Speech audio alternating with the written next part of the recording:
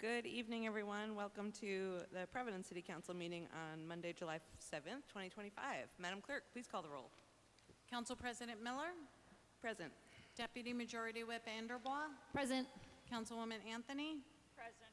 Majority Leader Espinal, Senior Deputy Majority Leader Gonzalez, Present. Councilwoman Graves, Deputy Majority Leader Harris, Present. Councilwoman Peterson, Present. Council President Pro Tempore Pichardo, Present. Councilor Royas is absent, Councilwoman Ryan, Present. Majority Whip Sanchez, Councilman Taylor, Councilwoman Ana Vargas is absent, Councilman Oscar Vargas. Present. You have 13 present and 2 absent. You have a quorum. Thank you, Madam Clerk. This evening, the invocation will be given by Councilman James E. Taylor. Will everyone please rise, including our guests, for the invocation? I pray for this city council meeting tonight. Give the council members wisdom and guidance as they deliberate on the items before them. May every decision be righteous in your sight for our benefit and for your glory. In the name of the Father, the Son, and the Holy Spirit. Amen. Thank you, Councilor. Tonight, the Pledge of Allegiance will be led by Councilman Oscar Vargas. Pledge allegiance to the flag, United States of America, to the republic for which it stands, one nation, under God, indivisible, with liberty and justice for all. Madam President, Councilman Sanchez. point of personal expression, thank you. Before we kick off the meeting, I'd just like to say a few words regarding a situation, incident that's in the public right now. Well, there's a couple, but the one I'm speaking about is to first and foremost thank our Providence Police leadership for the courage that they showed, especially Commander O'Hara. And what I'm speaking about is the recent Leo Bohr hearing regarding a past incident that happened over 5 years ago. The outcome of that Leo Bohr hearing, in my opinion, and a lot of people in our community's opinion, the mayor's opinion, the current Providence Police Chief, the ex-Providence Police Chief opinion, is that it's an unjust decision. As of a couple hours ago, the mayor announced that we are appealing that decision.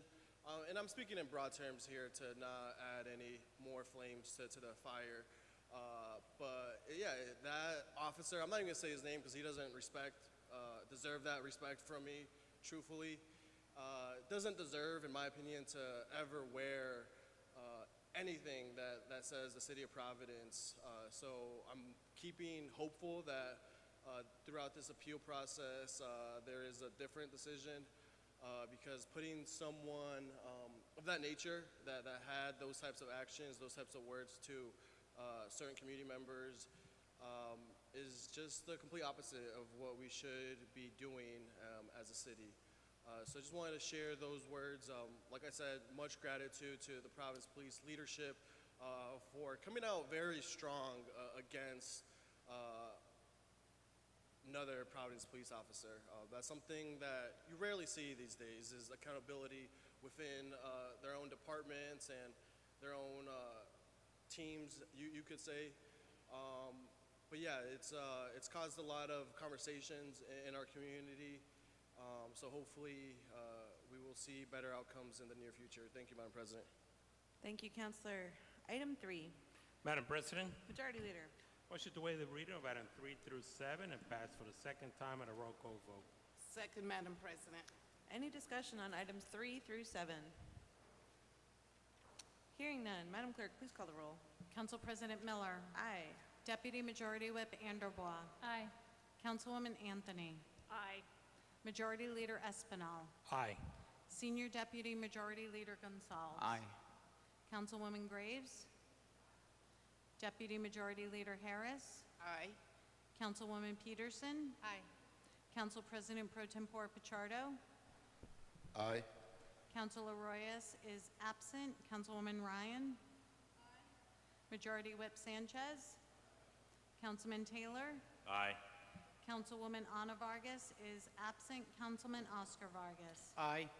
You have 13 ayes, 2 absent. The motion carries. The matters are passed for the second time on a roll call vote. Thank you. Item 8, Madam President, Majority Leader. motion to waive the reading of item 8 through 12. Second, Madam President. Any discussion, items 8 through 12? Hearing none, all in favor? Any Aye. any opposed?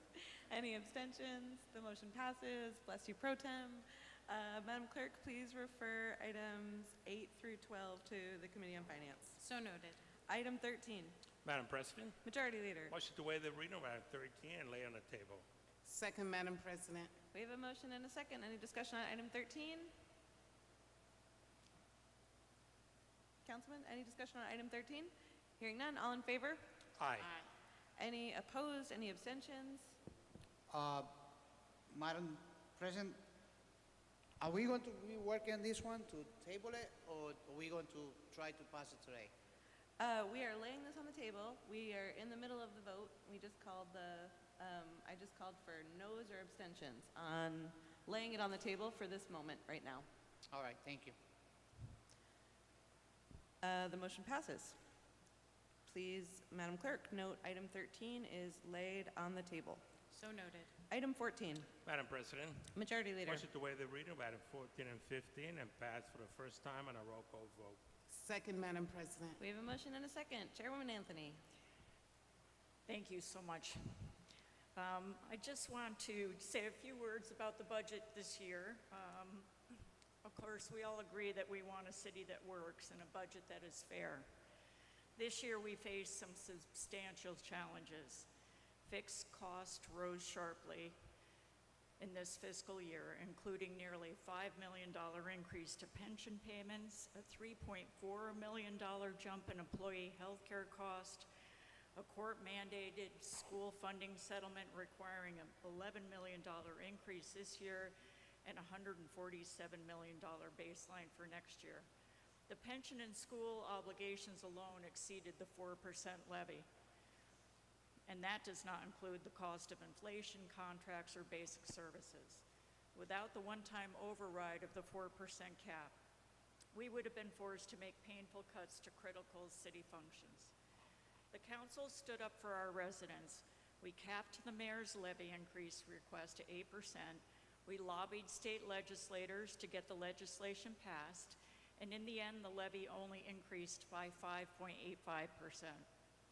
The council also looked at the mayor's proposed tax rates. As you know, property values have skyrocketed.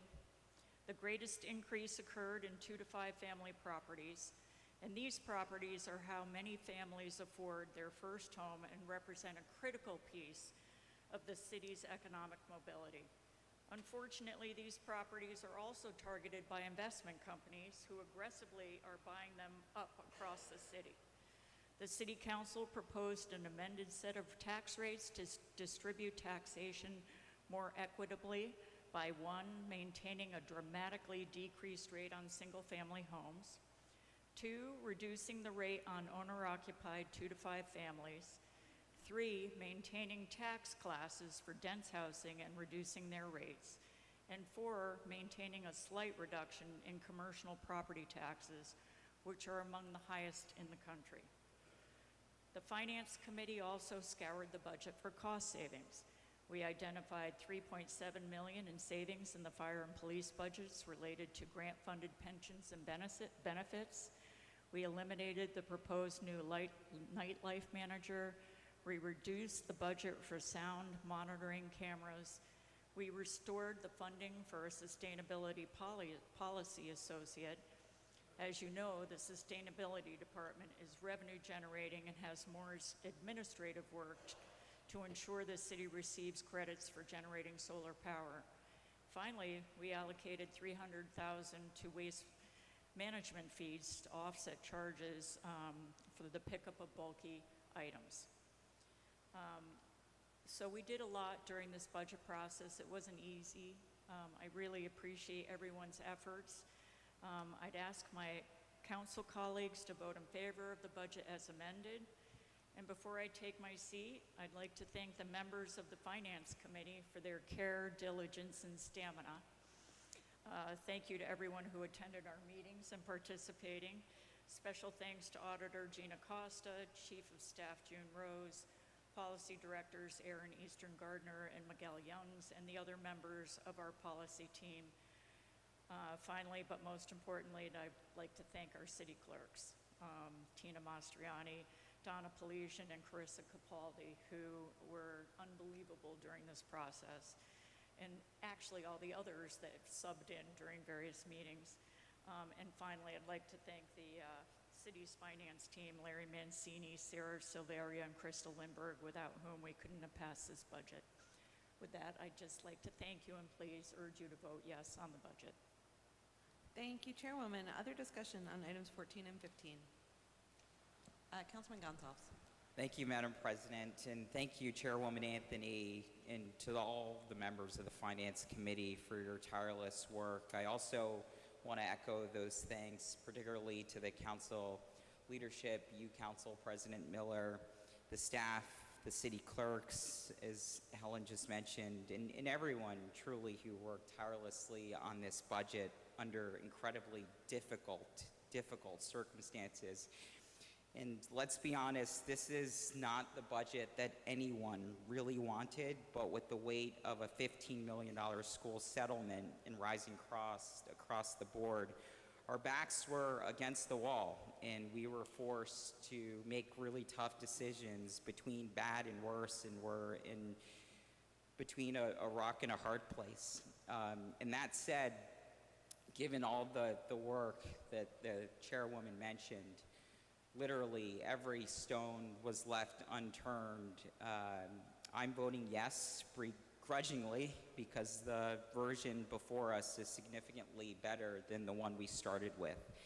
And I want to thank everyone for the hard work in negotiations. As you heard, we protected our most vulnerable residents from the steepest increases, and we made real progress. And I know many of us know that this isn't a victory lap, but we still have a lot more work to do. Again, we live in one of the most unaffordable cities in the country, and too many families, seniors, and those who are low income or those who are on a fixed income are being squeezed. They can't afford these property tax increases. And so I think we owe it to our residents next year to work incredibly hard to continue to find long-term solutions and ways to generate revenue that provide lasting relief. We also need to look at continually reforming our tax rates, holding our large tax-exempt institutions accountable, and finally getting the state and federal support that Providence continues to deserve. So I'm going to be supporting this budget. I encourage my colleagues to also support this budget with the full understanding that the real work is just beginning and we have lots of work to do. Thank you, Madam President. Thank you, Councilor. Further discussion? Councilman Pro Tem Pichardo. Thank you, Madam President. Just for clarification, we're going to be voting on these separately or together? We will vote on them on a roll call vote together, as we do. Sorry? Point of order, that's the motion on the floor, to combine them. The motion on the floor is to vote on 14 and 15 on a roll call vote together. Together? Yeah. Okay. Yeah, I would have preferred individually, but it's together, the motion, but I'll speak on both, particularly on number 15. But before I do that, I will speak on 15, which is the levy. Then I'll speak on a little bit about on the budget. You know, members, this has been a very challenging time for us, especially during this difficult decision on how to pay for city services that we provide to our residents. When it comes to the levy, my conclusion after very long and deliberate conversations with leadership, with our president and the Council of Finance, I'm not in support I'm not in support of it. And we'll be voting no. I was hoping that we will be voting no on the levy. It was to vote no on the levy.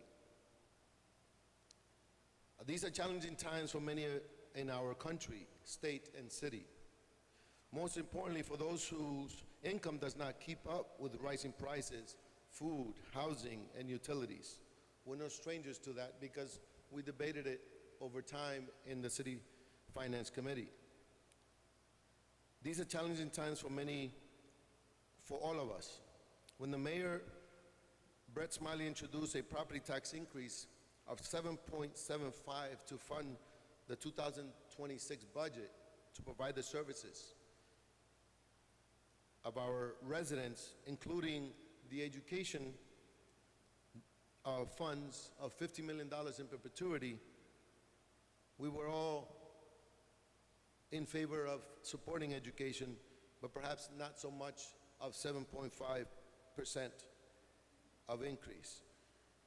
The mayor proposed to require a mechanism or a tool from the General Assembly, and we, by unanimous vote, voted in support. It was to have the ability to have the flexibility, not that we agreed to raise it up to 7.5. Our unanimous vote for a mechanism or tool was to grant us the flexibility, not a mandate to implement a 7.5 increase. It was never endorsed of this specific high rate. I want to be clear, not just only for all of us, but just in the general public, as it was misinterpreted in our communities, in the radio station, and the media. This was not a mandate to increase or accept the mayor's proposal of 7.5 increase in the budget. It was a mechanism and a flexibility tool mechanism for us to consider. We went to work with our staff and the administration to figure out how to best reduce the tax rates. With the leadership of Senator Jake Baselian, Senator Chacon, Representative Kislak, Diaz, among others, the bill passed along with separating the classes of the rates for 2 to 5 units and so forth. As I participated in the Finance Committee and speaking intensively with finance members, President Miller and leadership team, we took creative actions to try to make it work. And I thank the staff for really digging into the numbers and giving me the analysis and so forth. As a result, single families and owner-occupied 2 to 5 were able to be reclassified and created a more fair way to spread the tax burden as is calculated, and as a result, on average, the residents will see a 6% increase, as has been reported, as we put it out there. However, this is not true for certain wards or sections of the city of Providence.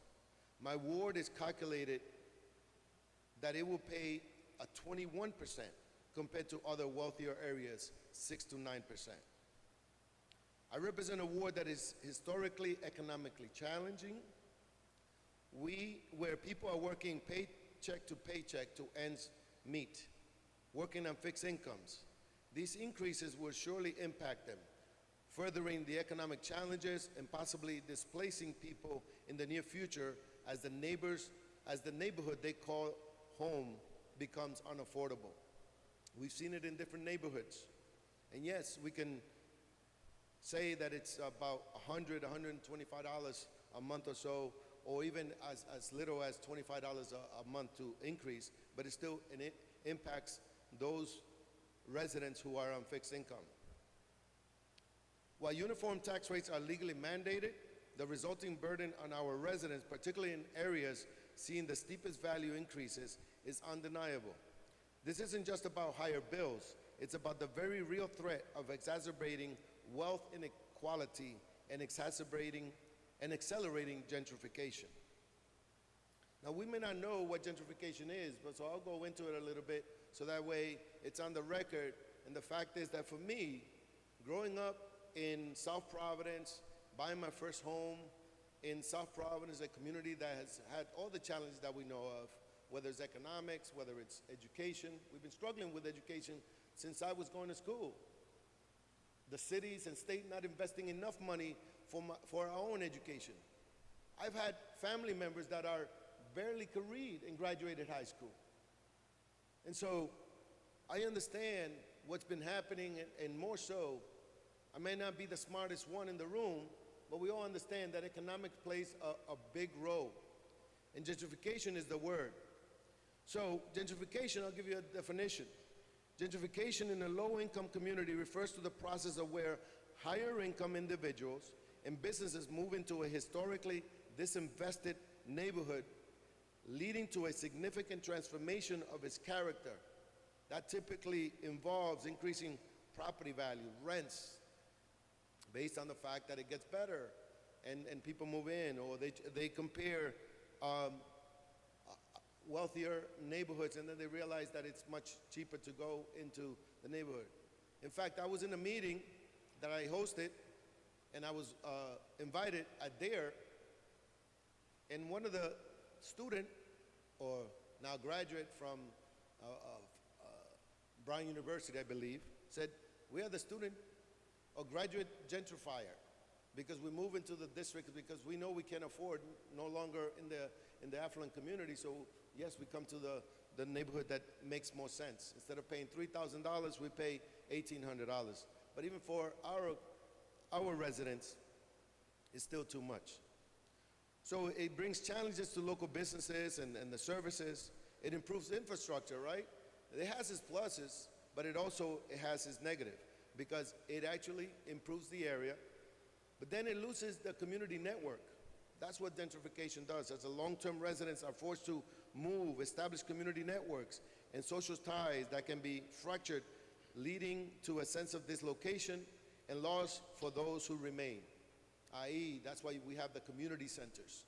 That's why we fight so hard to ensure that the wards in the community have an identity, and that people can feel that they could walk in. If it's the elderly that actually bought a house like Maria and Jose, can walk into in a community center and still get the services because they're on fixed income.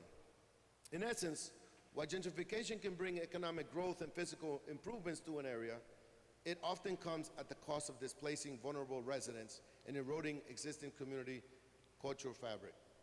This levy, with its disproportionate impact, directly fuels these gentrification pressures in my district. And when you look at some of the data, it's about 5 districts. The others, some of them have gone through it, and now they're stabilized, but it went through it. And look at the demographics, look at the median income. And so this, in essence, threatens the very fabric of our long-standing communities. For me, moving forward, I would like us to continue to work to ensure that we slow down this pace, that we look at the services that we are providing to our taxpayers, particularly those most vulnerable in these communities, by providing some type of financial relief, whether it's income flexibility, depending on their income, investing more heavily in those areas to ensure that people can remain in their homes. I know that we as a city council, through the CDBG and the leadership of Mary Kay Harris as the chair, we try to increase the funds to help homeowners of low income or those people that really need help to repair their homes. We need to do that even more as we move forward. Let's be proactive. Let's continue to be more those tax relief advocates in our communities. And beyond our residents, we must look also to the other significant beneficiary of our city structure. We heard clearly from our constituents in the debates and the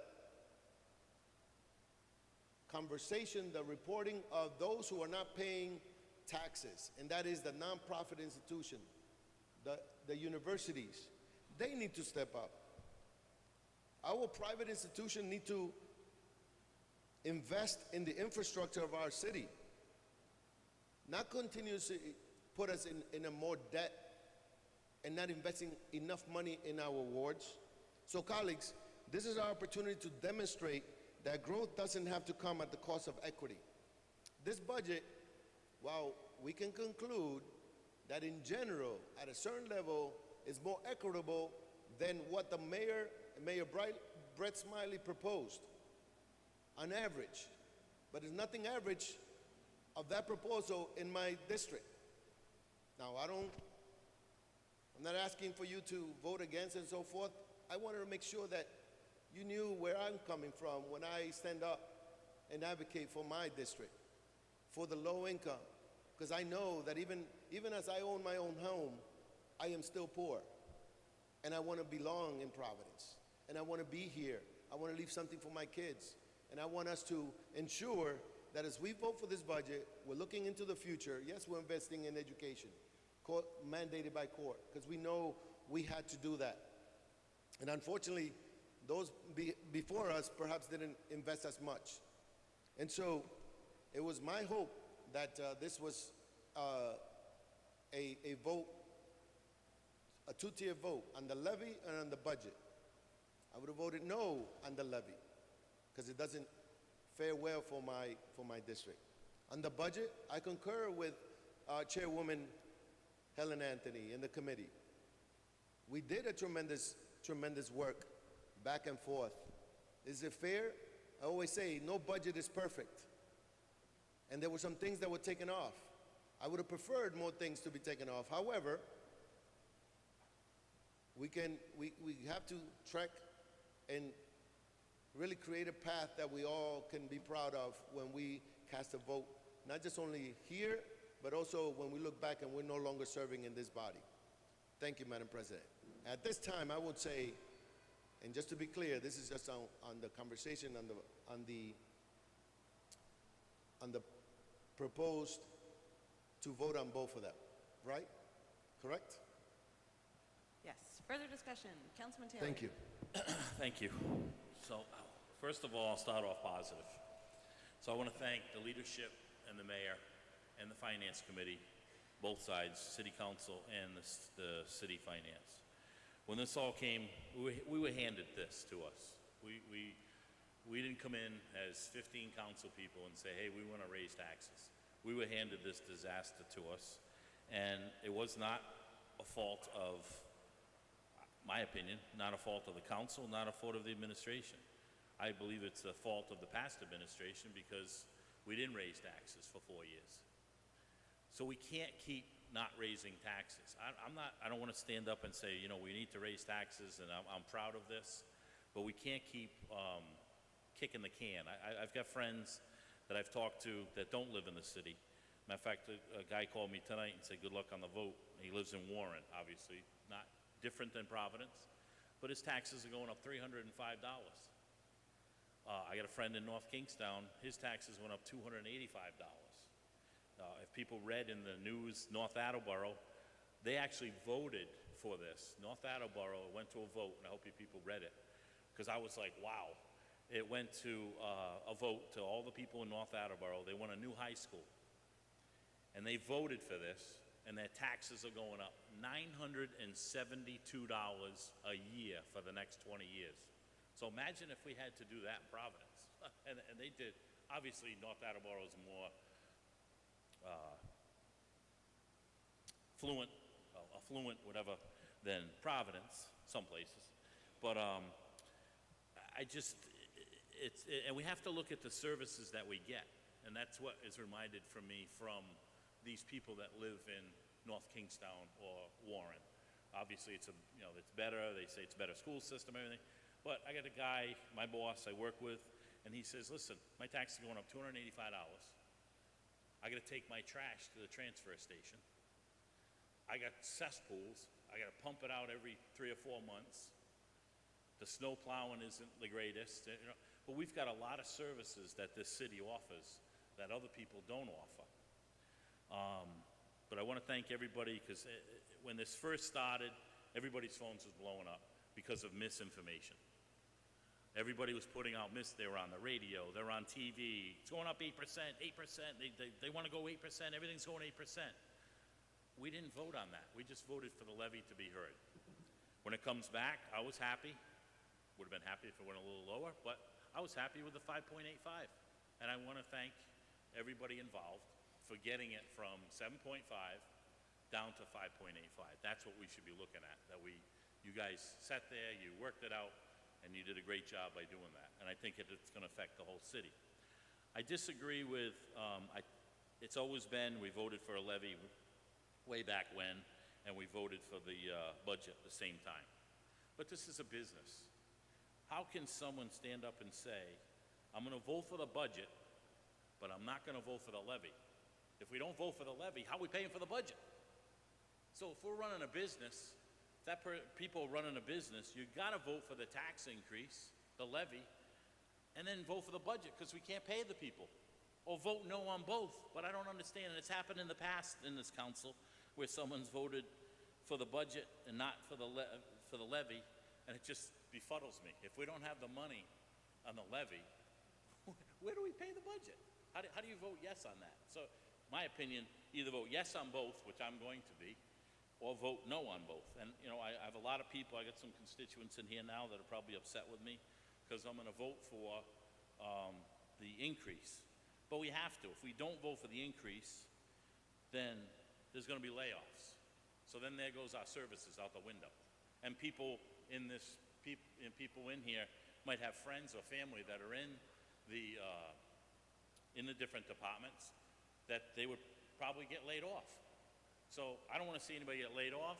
I don't want to see the taxes go up, but we got to do one thing or the other. And unfortunately, like I said, that the services that we do get, my tax is going up $150. Am I happy it's going up $150? No. But, my electric bill, I got the electric bill today, $380. Am I happy that that's $380? Because my gas bill is only $40, but then in the wintertime, my gas bill's $300, and my electric bill is $200. Like, everything is going up. So what I'm saying is we have to, because of what's happened in the past, the $15 million school thing we didn't expect. It was handed to us. I can ramble, but I just wanted to say thank you for getting it from 7.5 down to 5.85. And if you got to vote, you got to think of what you're voting on, because you can't vote for no levy and then the budget increase. It just doesn't make sense. So thank you very much. Thank you, Councilor. Further discussion, Councilman Anderbaugh and then Councilman Sanchez, and then I'll come back around. Thank you. Thank you so much, Madam President, and I'll be brief. I just wanted to acknowledge that this was an extraordinary, difficult budget year, which my colleagues have already touched on. And I just mostly wanted to really acknowledge Chairwoman Anthony for leading a process with transparency, thorough review. I know that she spent, many of us, all of us on Finance Committee spent nights on this, but I know she spent weekends. Her and her team dug into, they heard the feedback we got at the public hearing about the 2 to 5 units. They heard about the sustainability position, the need for the levy reduction, and I just really want to thank Chairwoman Anthony for the nights, the weekends, the additional review that she and her team did to really get us to where we are. And I just wanted to make sure she acknowledged all of us, but that she was acknowledged for the extraordinary additional work on top of what the rest of us did to get this to the most equitable outcome possible for our residents. So thank you, Chairwoman. Councilman Sanchez.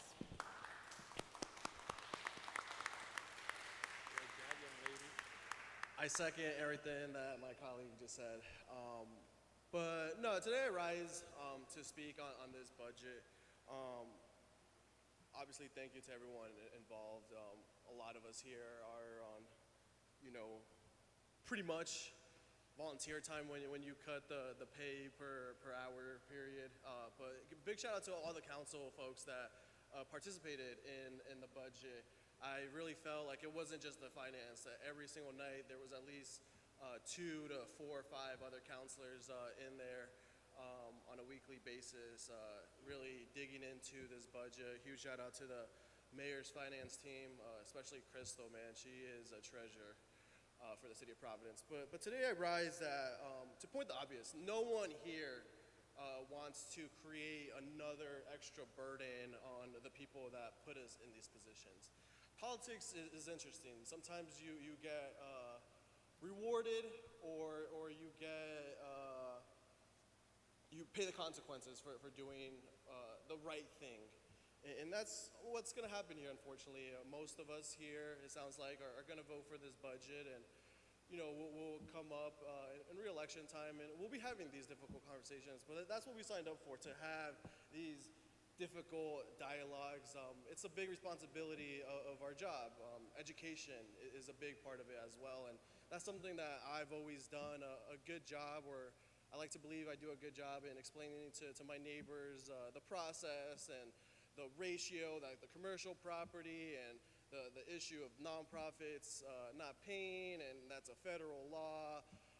But I am always very proud to point that I did vote against those pilot programs, because I do think at the end of the day they are unfair. But it's not like we can knock on Brown University's door tomorrow and them give us more money. That's unfortunately not how this works. But all that to say that the message of raising taxes, in my opinion, it's a very gray, slippery slope. As a municipality, we, like my colleague mentioned, we have bills to pay, we have services to pay. And if we don't pass this budget, folks are going to start getting laid off within a month. We're not going to be able to make our payments to PPSD. They're going to take us back to court. We're going to be even worse off. As someone that works with our most vulnerable population, it obviously hurts. This is something that keeps me up on a nightly basis, that our actions here are causing or have the potential to cause more harm. And something I'm quick to say to my neighbors is that I'm right there with you. I have weeks in the months where I have less than $10 in my bank account. So I fully feel their pain and suffrage. But the other option is catastrophic. It takes the city straight to bankruptcy. It takes us 10 steps backwards. And at the end of the day, I would like to believe that by voting on a balanced budget, which is also an important note here, we aren't the federal government, we have to balance our budget, is that we are able to pay our bills. We're able to make it a little longer. We're able to pay for our public education system, which desperately and rightfully deserves this influx of funds. So where does that lead us to? Is obviously we have the choice of making a difficult, hard decision, which seems like all of us have made up our minds of what we're gonna do, and I'm never gonna judge anyone for the decision they made. Their constituents are the only ones that at the end of the day have the ability to take them out of this seat. But what I'm trying to say is that this next point of the conversation is we're going to be in the exact same place, if not slightly worse, next year. And we really need to have deep, full, meaning conversations of increasing our revenue, decreasing our expenses, and finding other ways of not putting such a burden on our hardworking families here in Providence. In the sense that we really need to create other lanes of opportunity, because the path that we're in right now, and to the points of my colleague, a lot of this is built up over time, these decisions, and if we don't vote for this budget, it's going to be a similar decision or similar consequences, but more immediately. We're always talking about paying off the pension system, decisions that were made a while ago, and we're still not, in my, at least, awareness, addressing these issues. So I plead to my colleagues, to the mayor's administration, to really try our best. I know there is an exciting bill that was passed that our tax assessor said she's going to work on for the next year to create more revenue from the commercial side of folks that live here in Providence that should be able to pay a little more fair share, especially when it comes to the port industrial zone. So I'm really gonna, keep the foot on the pedal when it comes to legislation like that. Still continuing to go to the State House and wherever else at the federal level to get those laws changed so we can get more from our private colleges here in Providence. The fight with the hospital systems is still one that we really can't keep our eye off of. But all that to say that I've had a lot of difficult conversations with my neighbors over the past few weeks, and you know, where we're at now to where we were at 3 months ago is night and day. And just to quickly correct or to counter a quote I saw in an article today by the mayor, he said that the budget was largely unchanged, and to me that's just a complete disregard, and it's a little disrespectful because we've done a lot in the time, whether it's changing our fines and fees, whether it is separating the two classes, restoring some funding. It hasn't gotten brought up, but we did increase a little bit funding to recreation programming that wasn't mentioned. Yeah, this isn't an easy choice, but at the end of the day, I'm not here to make the easy choice. And yeah, it would suck if this has political consequences, but at the end of the day, I'm going to be able to go to sleep, luckily, in a house. Right now, I do have a house that I don't take for granted. But knowing I made the right decision comprehensively for the people of Providence. It might not be the most popular one, as has been obvious for some folks, but it's the right one, and that's where I find the most comfort, and that's where my neighbors really, truly appreciate the conversations and dialogues. So yes, do I want us vote on this budget?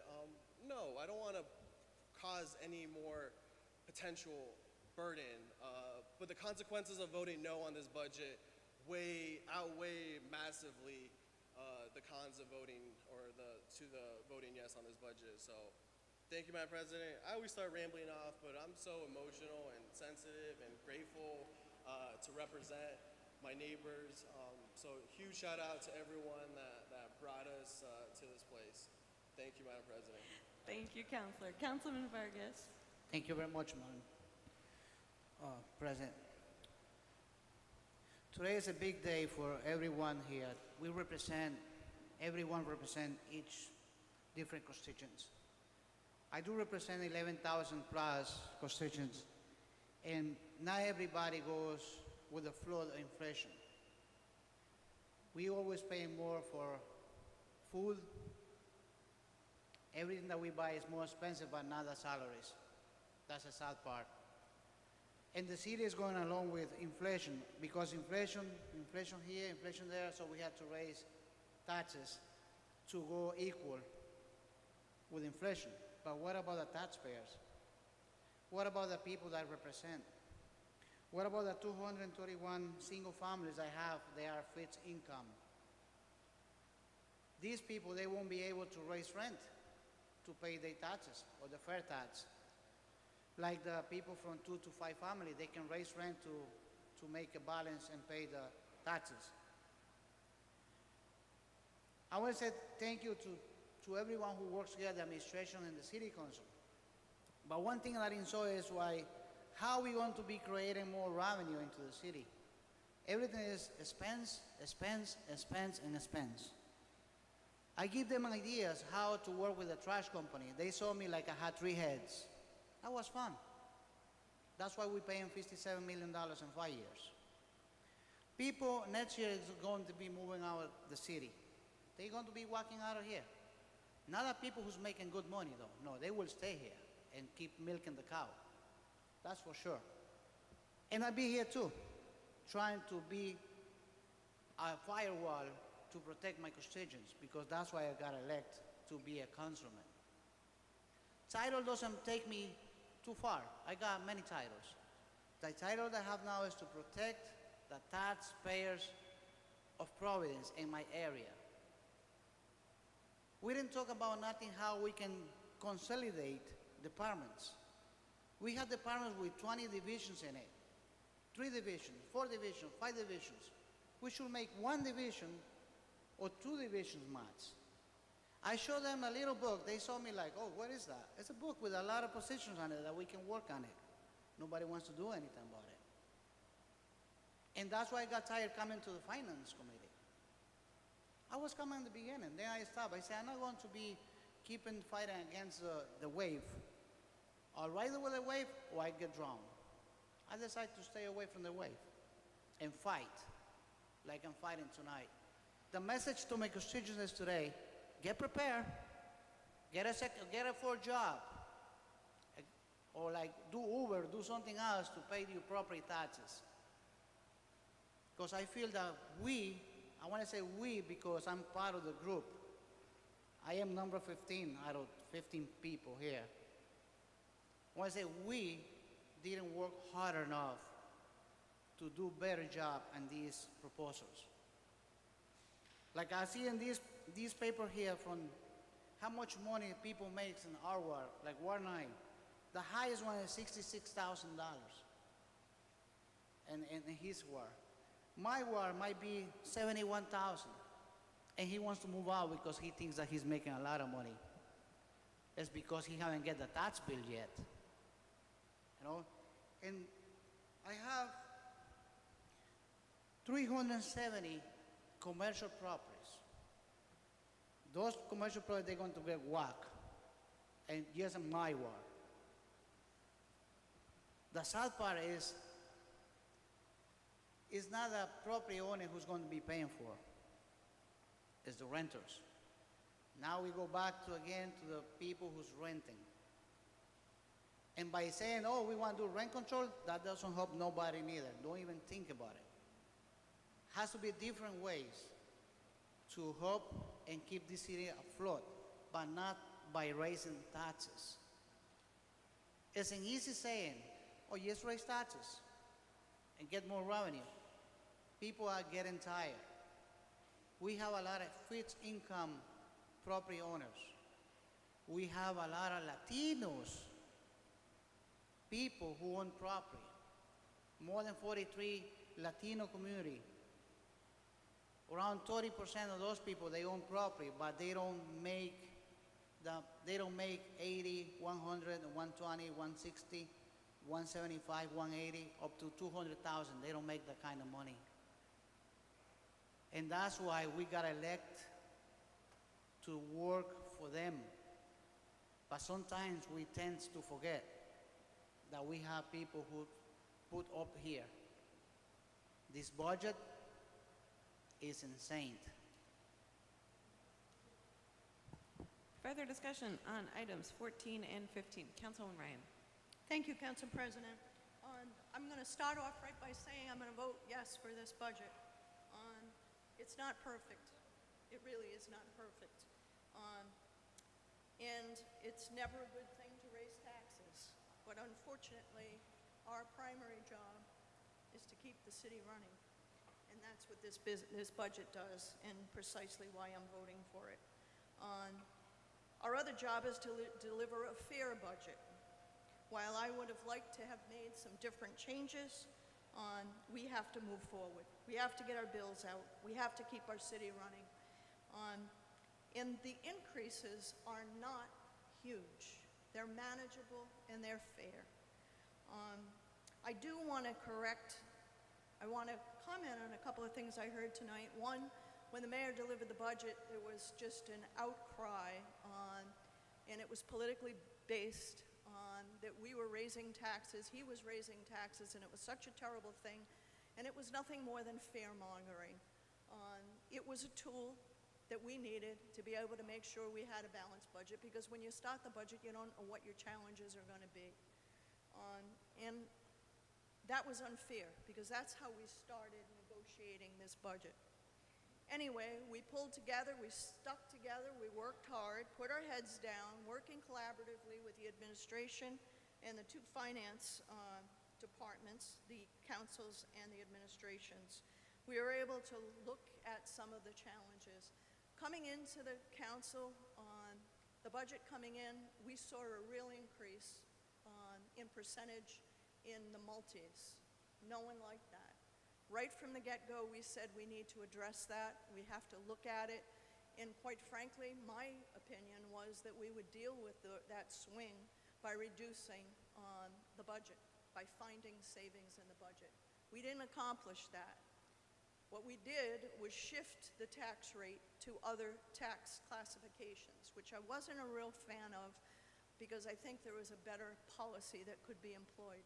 Nonetheless, it's where we got. And creating a budget is about compromise, and that we did. And I know there was a lot of back and forth, and for that I applaud each and every one of us that are active and participate in the process. So thank you for that.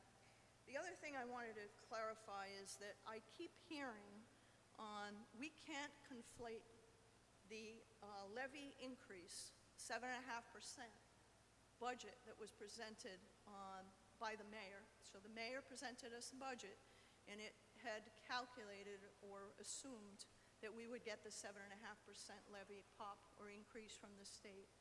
Ultimately, the state found additional money. It wasn't through our exercise in the council. It was an error in the state. They gave us additional monies.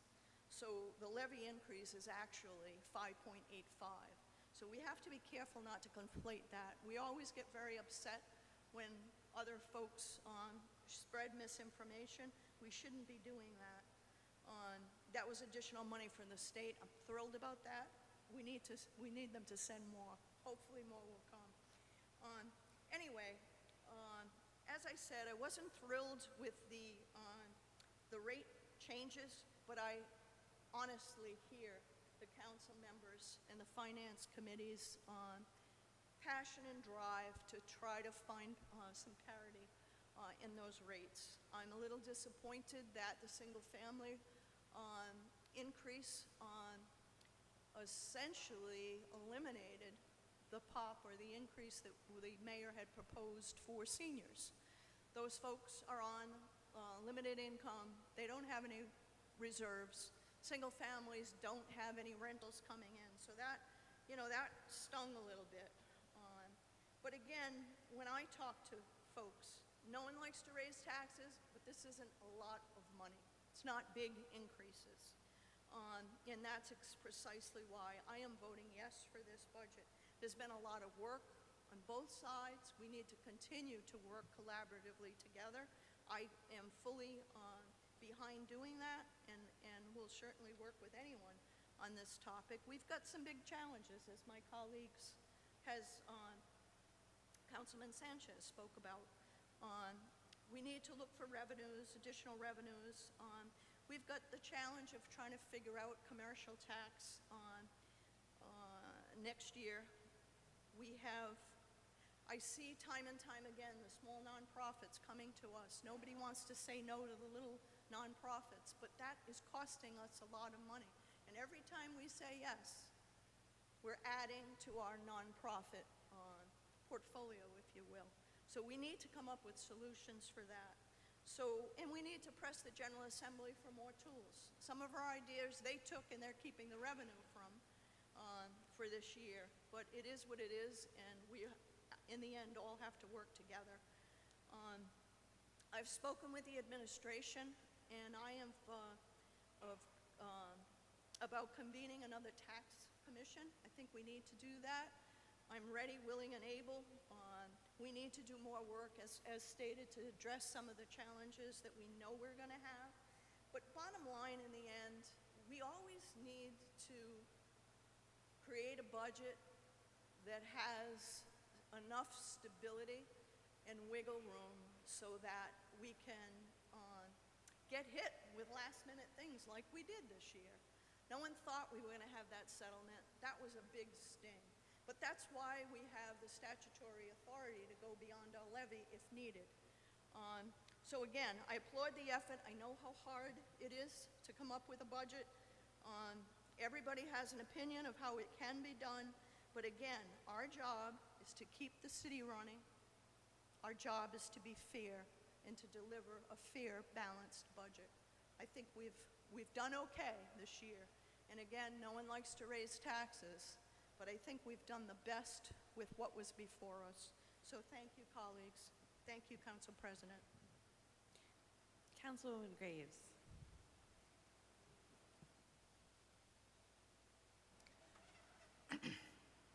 I too am going to vote yes for this. You spoke about gentrification. I've lived in the city. I saw all the gentrification going on every side of the city. The east side, south side, West End, Fox Point, all of them. I've seen how everybody got pushed out. So I know, I understand. However, we have to do something. It's already going on anyway in my side of town. What is happening is these people are coming in from out of town, buying up all the property and renting it so high that the people cannot afford to live in them anyway. And it started way before the pandemic started. So it's happening. We have to figure out how we can do some, and I know people don't hate when we say this, but we got to do rent stabilization in this city. And you can choose whatever words you want to use for it, but we have to do something like that. Because what's going to happen is we're going to have a city full of college students and young professionals who may or may not decide to stay in this city. So we have to figure out what we can do. And right now, we have to save this city any way we can. We have to figure out how we can help the ones that are here that want to stay here. We have to figure out how we can keep the services that we have. And we have to pay our bills. People have been, I didn't come from money. I have come from the thing where you have to rob Peter to pay Paul all my life. We have always had to figure out how to budget. There have always been times where, I may not be able to pay all of this. So I'm gonna have to pay a little bit on this in order to take care of that. We may not have steak. We're gonna have a little bit of hot dogs and beans. We're gonna have to do what we have to do to keep this city whole. And if it takes us taxing, then that's what it's gonna have to be. But we have to worry about the whole city. I understand you're paying one. You and I both have the part of the city that's getting taxed the heaviest. We do. And it hurts me and pains me that is what's happening. However, I spoke to the people in my community, and we just have to do what we're going to have to do. We have to tighten our belts. We have to figure out what we can do to help each other. We have to figure it out whatever way we can. We have to help our neighbors. That's what we have to do. But we're going to have to save the city of Providence. And that means all 15 of us have to figure out how we can help each other's neighborhood. We have to figure it out. But this has to be done. And we worked hard. Lord knows we all worked hard. All 15 of us in the mayor's office. We need to stop worrying about what other people are saying in the news. We let them say whatever they want to say. We know what we did. We know how hard we worked. We know how hard our staff worked. Let them say whatever they want to say. When you see them, smile at them and keep on stepping. Because what are their words? What do their words mean to us? We still got to do what we got to do. I seen the same people at that 4th of July celebration. smiled at them, gave them hugs, and keep on stepping. Because there's nothing that they can say that can take anything away from us, because we did our due diligence. We are fighting for the people, and some of them may not feel the blood, sweat, and tears. But they know we're here. In their hearts of hearts, they see what is happening. They know the hit that we got from the school coming back. They saw it, they watched the news. So have faith in them, have faith in each other, and we'll get through. So yes, I will be voting yes. And yes, and believe me, it hurts me to my heart that we have to do what we have to do. But just like any other time when you want to budget, and it comes between getting a car fixed and buying a new dress, car comes first. That's all I have to say. Thank you, Counselor. Councilwoman Peterson. Thank you. Councilwoman Graves, what you said, it hit home a lot, and I just thank you. Thank you, Council President. I actually want to start by recognizing the hard work by all the parties that went into this budget process. I watched every single one of you in finance, and I have to say, just thank you. I know how much work you put into this, and the finance department, as well as our city clerks, everybody, you just, it's wonderful to work with you knowing how hard we all work day in and day out to get stuff done and try to do the right thing by the city. This isn't easy, and I know that everybody worked in good faith to get us here, and like I said, I truly value all that hard work. But I'm voting no today, and I'd like to explain why. This isn't about numbers on a page for me.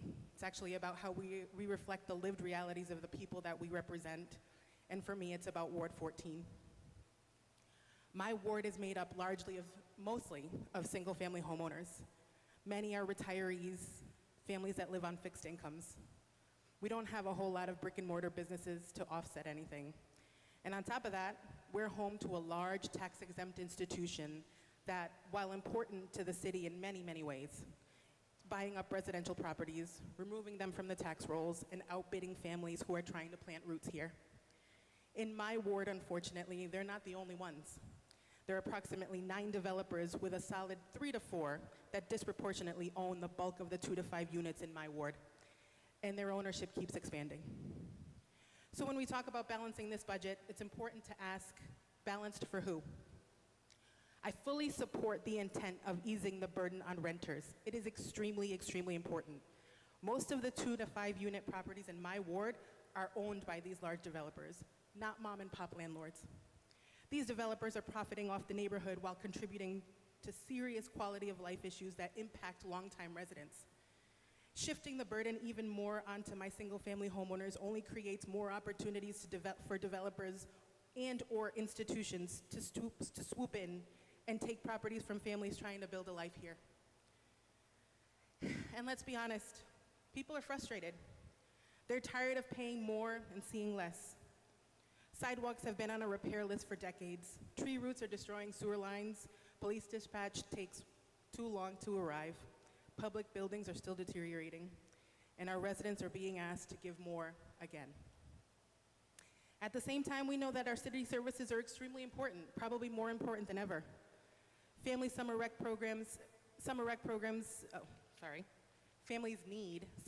programs because they can't afford childcare. They need meals at school because food insecurity is real. After-school programming isn't an option anymore, it's essential. We can't keep trying to fund these basic supports by squeezing more people who are already stretched thin. Add this to the repercussion of this big BS bill passed by Congress, people cannot sustain. They just can't. There are really only 2 ways to balance a budget. You either increase revenue or you cut expenses. I asked for more cuts. But I also understood that doing so might lead us right back to the same position next year. We'd be debating another time over raising taxes, and I I can't accept doing that to our neighbors again. So many of us on this council, we set out to find ways to create new revenue for the city, and we did. I want to thank the councilors and state representatives who didn't just posture online or send out fear-driven newsletters, who rolled up their sleeves and worked creatively to bring ideas to the table.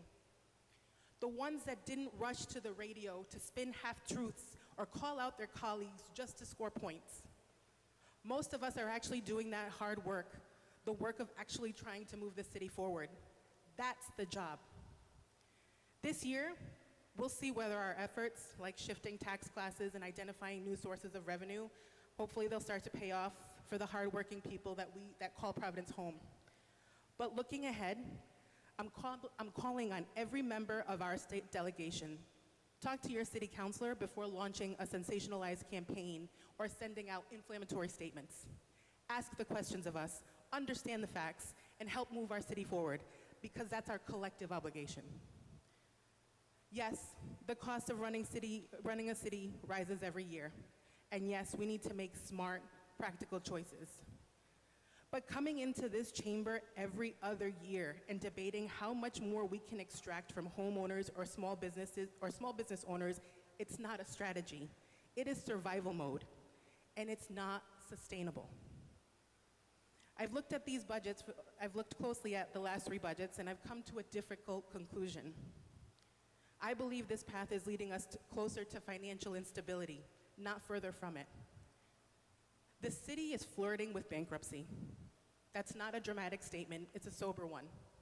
And it's not fair. It's not fair to the residents, it's not fair to our small businesses, and it's not fair to the hundreds of public employees who keep this city running every single day. I'm voting no because I know that many of us came into our seats wanting to do things differently. Our constituents are begging for this. We also have seen how hard it is to make that happen. We're continuously presented with obstacles and barriers that suddenly show up due to special interests getting involved, a lack of enabling legislation, or a difference in priorities. I ask that we, as the councilors of this city, lay the expectation going forward that every department scrutinize their spending, consolidate wherever possible, and find more cost-effective ways to deliver essential services. We're expected to be accountable, and we're asking for the same thing. I'm voting no because we need a plan that just doesn't make it through the next year, but that gives our residents stability over the next 10. The median income in Providence is still $65,000. We cannot keep ignoring that. I know what's at stake in my ward.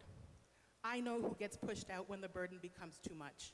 And I know exactly who's waiting to buy up those homes when they leave. We owe our residents more than this. I can't support a budget that continues to ignore these warning signs. Over the last few months, I've seen so much commentary about where we stand on this and how many of us want to make this city unaffordable for everyone.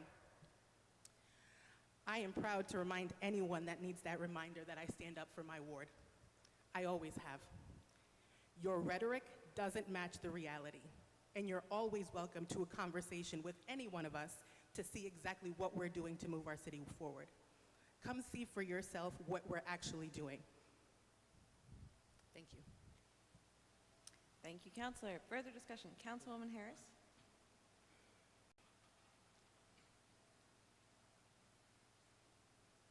Okay, I rise today because I will be voting for this budget. These are the circumstances that happen within our city over and over again. One thing shadows the other. We are at a point right now where we're basically talking about how the tax is going to affect homeowners, how high developers are going to come into the city and taking advantage of the people here in the city. I say, I have been saying, I will continue to say, we're at a time in life right now where we have to take some proactive measurements to do some really proactive things to move forward. Of course, the taxes are going to continue to rise. Of course, on houses. Of course, landlords are going to take advantage of this situation because we have not been building houses. We live in a city that's outdated. People have no place to go, literally have no place to go, because there is no housing. I say to this body, and I say to this General Assembly, as people are looking at our prime rib here, prime ribs, which is our land, and they're coming with this big wolf type of, I'm gonna buy up everything, price people out, create gentrification. And as this is happening, and we see it happening, we need to be more proactive. I think nothing bothered me more than to stand in this chamber at one time and talk about the Hope Tower, whatever they call that, famed Hope Tower, whatever. And again, last minute, people were thinking of these creative ideas. They were really great ideas, but it didn't fit the situation because we weren't proactive. We were reacting. We learned a lot from this budget. I've done a lot of budgets. I've been in a lot of budgets. We learned a lot from this budget. We learned that we have to be prepared for our people.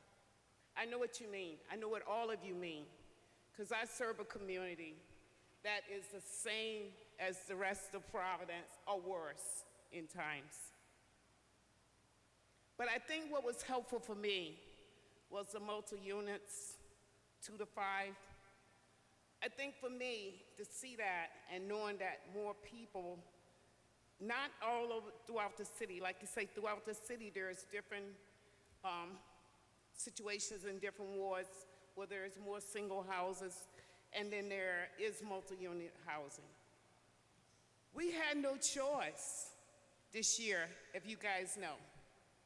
And I watched every one of you struggle. I watched you all with concern. I watched every one of you council people really working as hard as you possibly could to try to figure out, how do we not hurt our constituents? How do we not hurt the residents of this city? Doing almost everything that was possible, even working with the General Assembly.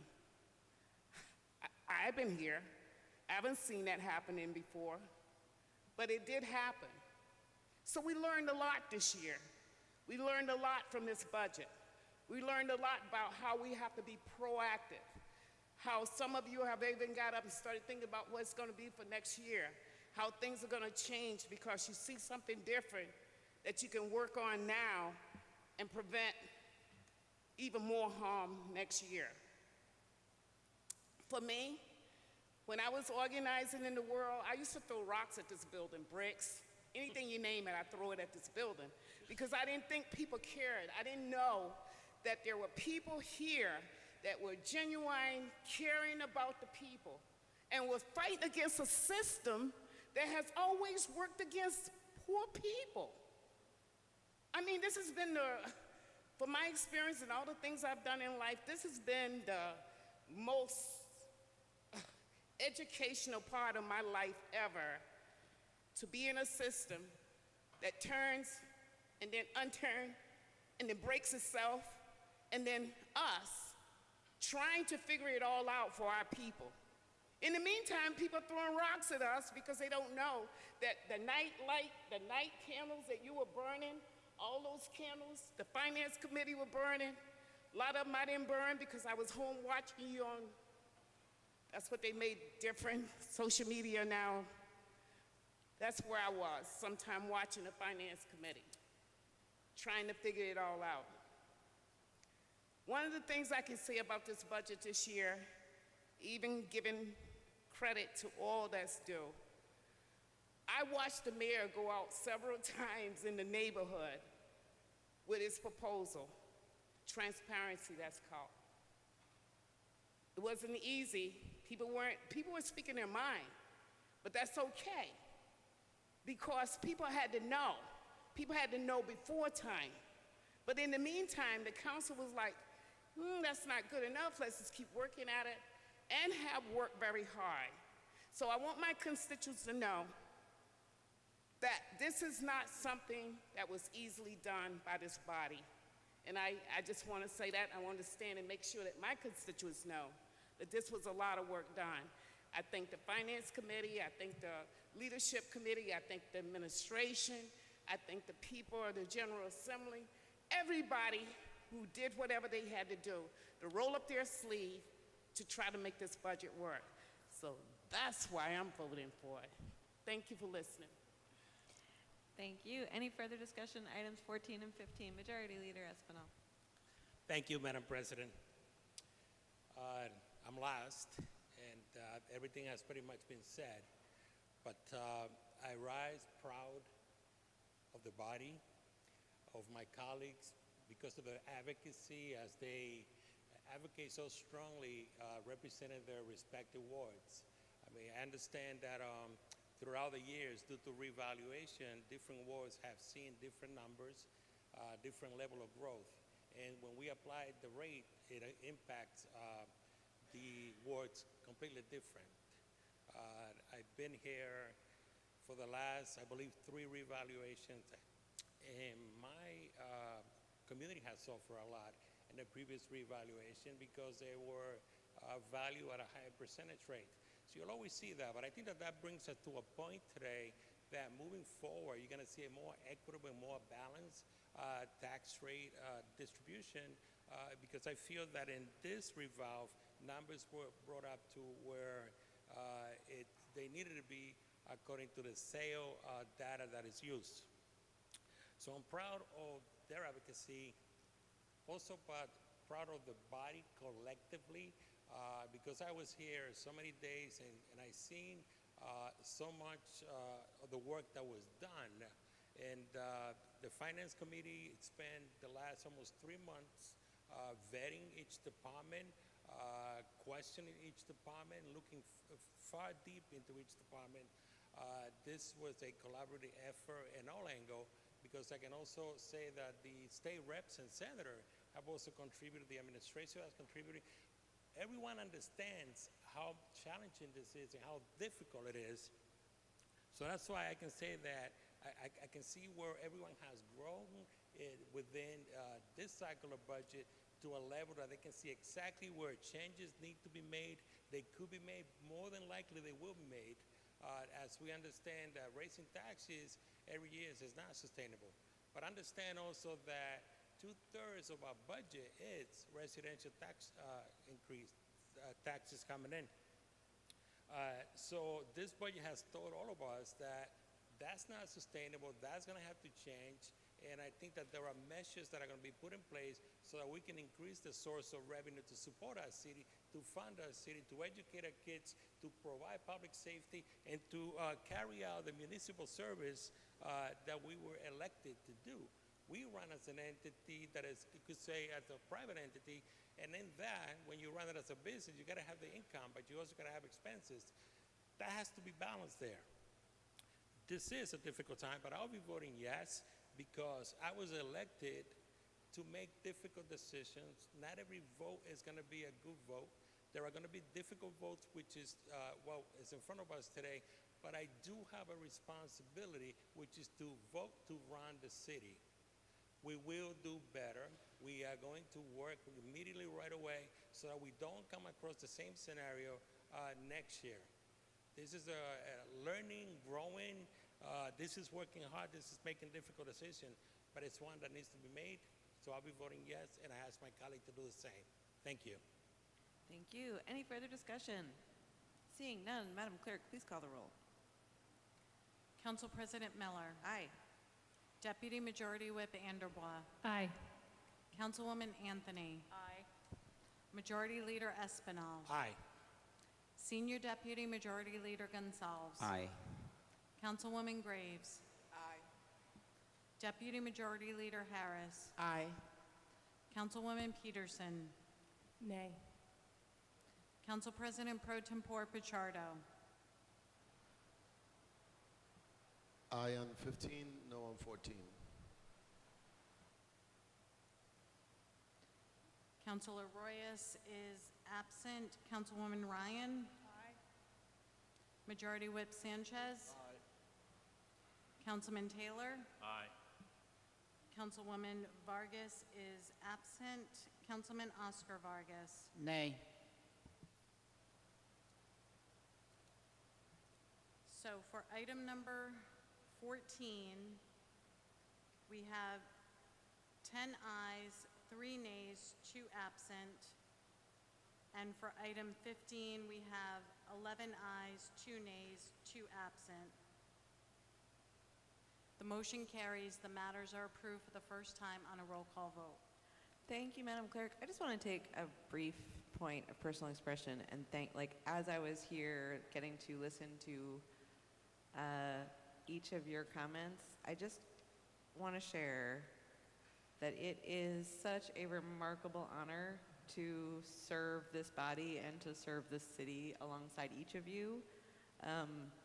It's a moment when political conversations aren't this, right? They aren't deeply rooted in the facts before us. They aren't deeply rooted necessarily in constituencies, but in this room and in this chamber, this conversation was remarkable, and I really appreciate the level of dedication and love and effort and thought each one of us is bringing to this conversation tonight and all of the nights. But I appreciate that we have first passage of the budget, and mostly I just wanted to share my thanks. It's truly an honor to serve this body and to our residents. Madam Clerk, item 16. Madam President, Majority Leader. motion to waive the reading of item 16, substitute and pass for the first time on a roll call vote as amended. Second, Madam President. We have a motion and a second. Any discussion on item 16? Hearing none. Councilman Vargas, item 16? Are they going to call or roll call? Discussion? No. Okay. Madam Clerk, please call the roll. Council President Miller. Aye. Deputy Majority Whip Anderbaugh. Aye. Councilwoman Anthony. Aye. Majority Leader Espinal. Aye. Senior Deputy Majority Leader Gonzalez. Aye. Councilwoman Graves. Aye. Deputy Majority Leader Harris. Aye. Councilwoman Peterson. Aye. Council President Pro Tempore Pichardo. Aye. Councilor Royas is absent. Councilwoman Ryan. Aye. Majority Whip Sanchez. Aye. Councilman Taylor. Aye. Councilwoman Vargas is absent. Councilman Oscar Vargas. Aye. You have 13 ayes, 2 absent. The motion carries. The matter is passed for the first time on a roll call vote as amended. Thank you. Item 17. Madam President, Majority Leader. motion to waive the reading of item 17 and pass for the first time on a roll call vote. Second. Any discussion? Item 17. Madam Clerk, please call the roll. Council President Miller. Aye. Deputy Majority Whip Anderbaugh. Aye. Councilwoman Anthony. Aye. Majority Leader Espinal. Aye. Senior Deputy Majority Leader Gonzalez. Aye. Councilwoman Graves. Aye. Deputy Majority Leader Harris. Aye. Councilwoman Peterson. Aye. Council President Pro Tempore Pichardo. Aye. Councilor Royas is absent. Councilwoman Ryan. Aye. Majority Whip Sanchez. Aye. Councilman Taylor. Aye. Councilwoman Vargas is absent. Councilman Vargas. Aye. You have 13 ayes, 2 absent. The motion carries. The matter is approved for the first time on a roll call vote.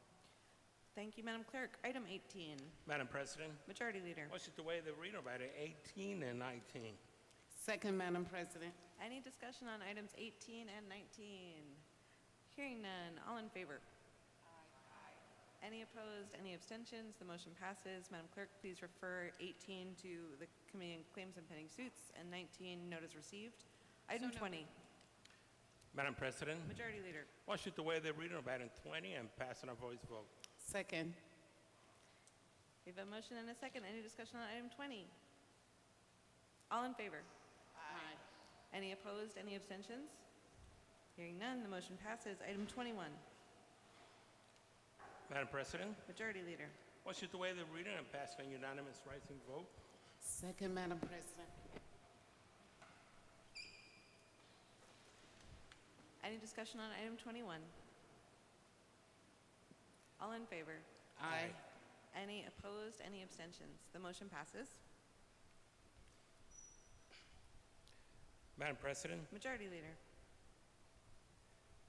Motion to suspend Rule 28 of the rules of the City Council to reschedule the Thursday, July 17, 2025, regular City Council meeting to date certain of Thursday, July 24, 2025, and resume the regular meeting scheduled to hold the first regular meeting on Thursday, September 4th, 2025.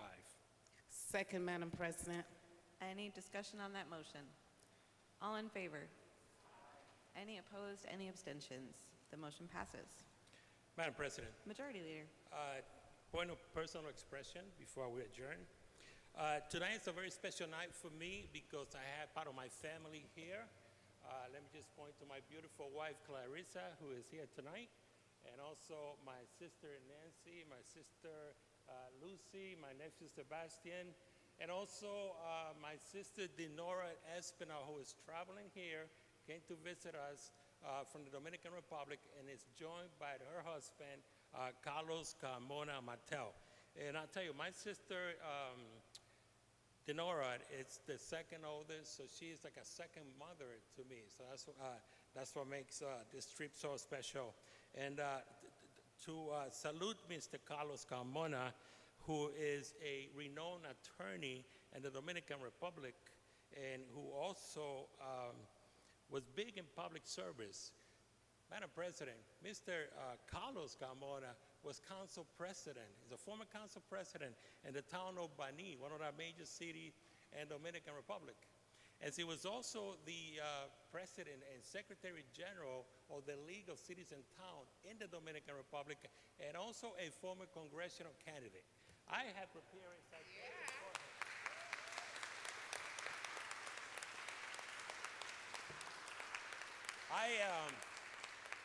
A wonderful clerk and I prepare a citation for him. It's in Spanish. He does not speak English, but I will read it in Spanish, and I'll make it very brief. Doctor Carmona, esto es para usted, un honor tenerlo aquí junto a mi hermana. Gracias por visitarnos en Providence. Es un honor recibirle.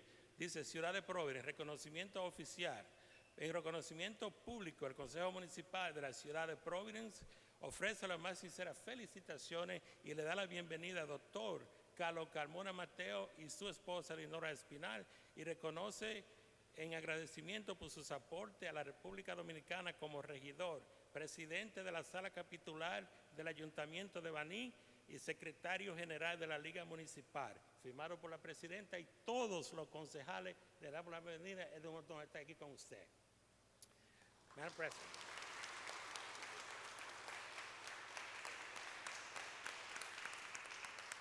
Thank you so much, dear colleague. And our last, when we adjourn, if you'd like to stay, we'll take a picture with him. That'll be great. So, Madam President, being that there is no further business in the calendar, I'd like to adjourn in the name of Charles A. McDowell, Jr., who recently passed away. Second, Madam President. Any discussion on that motion? All in favor? Aye. Aye. Any opposed? Any abstentions? Hearing none, the motion passes. We are adjourned. Thank you, everyone. Thank you. Let's go get our picture. Let's go get our picture in that pretty peach.